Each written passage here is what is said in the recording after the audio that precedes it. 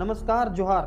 सभी लोग जानते हैं कि झारखंड विधानसभा चुनाव जो है वो खत्म हो चुका है और इस बार जो है 57 सीट ला करके इंडिया गठबंधन की पार्टी ने 57 सीट ला करके इतिहास दर्ज कर दिया है झारखंड में। अब जो है 28 नवंबर को एनडीए और इंडिया गठबंधन के जितने भी प्रत्याशी हैं, जितने भी जीते हुए प्रत्याशी हैं, वो सभी लोग विधानसभा के अंदर जाएँगे और शपथ ग्रहण होगा और सरकार बन जाएगी हमारी, यानी कि इंडिया गठबंधन की तरफ से जेएमएम सरकार बनने वाली है। तो इसमें हम लोग चर्चा करेंगे जो आस लगा करके ये बैठे थे कि इस बार जो है बीजेपी सरकार आएगी, एनडीए गठबंधन आएगी, तो क्यों नहीं आई? और सभी लोग का ये भी मानना है कि जो नई-नई पार्टी, जयराम माथुर की पार्टी जेएलकेएम, झारखंड लोकतांत्रिक क्रांतिकारी मोर्चा, इस पार्टी का फुल फॉर्म है। तो ये पार्टी जो है जहाँ-जहाँ से भी अपना प्रत्याशी दिया है, वहाँ से वोट कटा और वहाँ से जो है जमीन निकल गया। यानी सभी का मानना ये है कि जयराम माथुर की पार्टी ने इस बार जो है एनडीए गठबंधन की सरकार झारखंड में नहीं लाई। मैं इसलिए बोल रहा हूँ क्योंकि बहुत सारे हमारे पास लिस्ट आए हैं कि जहाँ-जहाँ से मतलब वोट कटा है एनडीए का और जयराम माथुर की पार्टी ने काटा है, अच्छा खासा वोट ला करके कुछ ही आंकड़ों का फासला था, नहीं तो शायद से वहाँ से बीजेपी निकल जाती।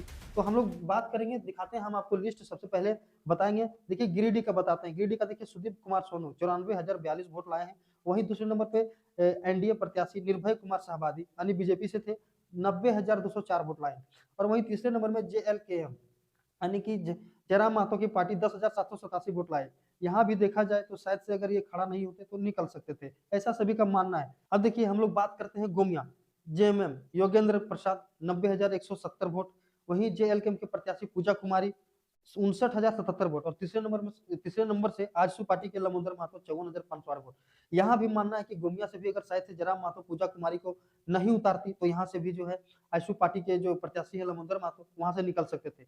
उसी तरह से फिर दूसरे विधानसभा की बात करें हम लोग खिजरी विधानसभा की, वहां भी ऐसे देखिए इंडियन नेशनल कांग्रेस पार्टी से राजेश कश्यप 1,24,049 वोट लाए। वहीं दूसरे नंबर में बीजेपी 94,984 वोट लाए और तीसरे नंबर में जेएलकेएम के प्रत्याशी समुंदर पहनजी 37,030 वोट। यहाँ भी अगर देखा जाए कि अगर शायद से जेएलकेएम के प्रत्याशी खड़ा नहीं होते तो जा भी सकता था, नहीं भी जा सकता था, लेकिन सभी का मानना ये है कि जयराम महतो की पार्टी ने वोट काटा है और अगर यदि जहाँ-जहाँ से भी एनडीए हारी है, बीजेपी हारी है, अगर यदि वो खड़ा नहीं करते तो शायद से बीजेपी सरकार हम लोग का इस बार झारखंड में बन सकता था।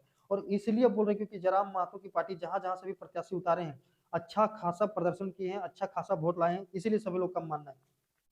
और विधानसभा की बात करते हैं सिल्ली का भी देखिए अमित महतो 73,169 वोट।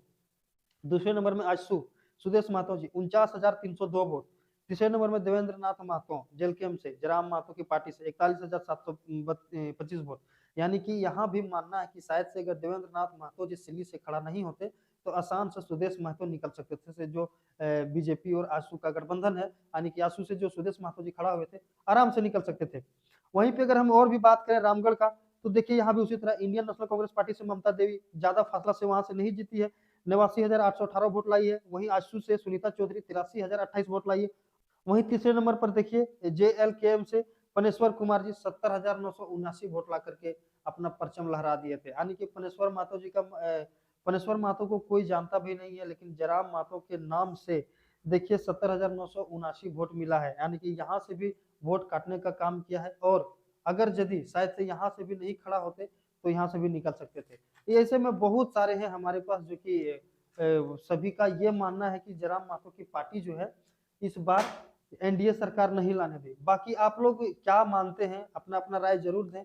लेकिन हाँ, इस बार जो है जेएमएम ने जो दावा किया था वो करके दिखाया और इस बार इतिहास रच दिया है। 57 सीट ला करके इस झारखंड में पहली बार जो है 57 सीट आया है और बहुमत से बनने जा रहा है जेएमएम सरकार फिर से।